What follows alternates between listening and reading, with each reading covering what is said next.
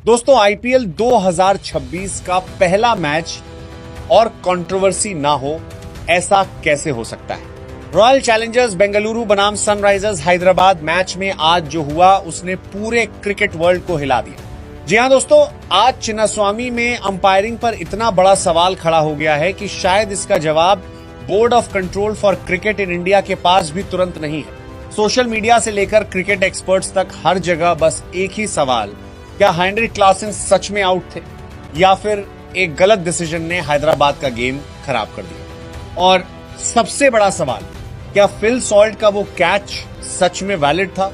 आज हम उसी कंट्रोवर्शियल मोमेंट का पूरा ब्रेकडाउन करेंगे स्टेप बाय स्टेप। अब दोस्त चलते हैं उस मोमेंट पर। यह घटना हुई हैदराबाद की इनिंग्स के 14 ओवर में। बॉलिंग कर रहे थे रोमारियो शेपर्ड, स्ट्राइक पर थे क्लासन और नॉन स्ट्राइकर एंड पर खड़े थे ईशान किशान। शेपर्ड ने गेंद डाली और क्लासन ने पूरा जोर लगाकर शॉट खेला। दोस्त, गेंद इतनी ऊपर गई कि लगा स्टेडियम की छत छू लेगी। चिन्नास्वामी जैसे ग्राउंड में जब बॉल इतनी ऊंची जाती है तो हवा और फ्लडलाइट दोनों मिलकर फील्डर्स के लिए कैच जज करना बेहद मुश्किल बना देते हैं। ठीक यही हुआ फिल सॉल्ट के साथ। वो बाउंड्री लाइन के बिल्कुल पास जाकर खड़े हुए। बॉल नीचे आ रही थी लेकिन स्पीड और एंगल दोनों ट्रिकी थे। अब असली ड्रामा यहीं से शुरू होता है। सॉल्ट ने कैच तो पकड़ लिया लेकिन बैलेंस बिगड़ गया और वो जमीन पर गिर पड़े। अब अगर आप रिप्ले ध्यान से देखें तो जब सॉल्ट जमीन पर गिर रहे होते हैं तो उनका बॉडी और बाउंड्री रोप के बीच गैप साफ नहीं दिखता। यही वो मोमेंट था जिसने पूरा कंट्रोवर्सी खड़ा किया।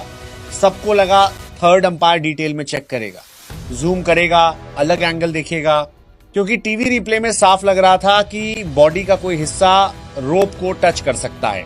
लेकिन दोस्त, सबको शॉक देते हुए थर्ड अंपायर ने बहुत जल्दी डिसीजन दे दिया। स्क्रीन पर आया ओयूटी।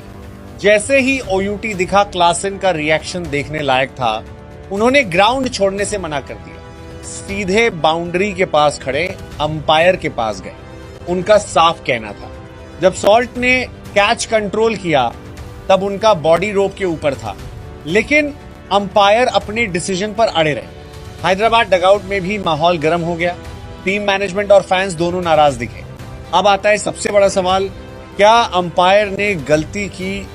बाद में बीसीसीआई की तरफ से एक हाई डेफिनेशन वीडियो सामने आया जो एक अलग कैमरा एंगल से लिया गया था। उसमें दिखा कि सॉल्ट का बॉडी रोप के बेहद करीब था, लेकिन कंट्रोवर्सी यही खत्म नहीं होती।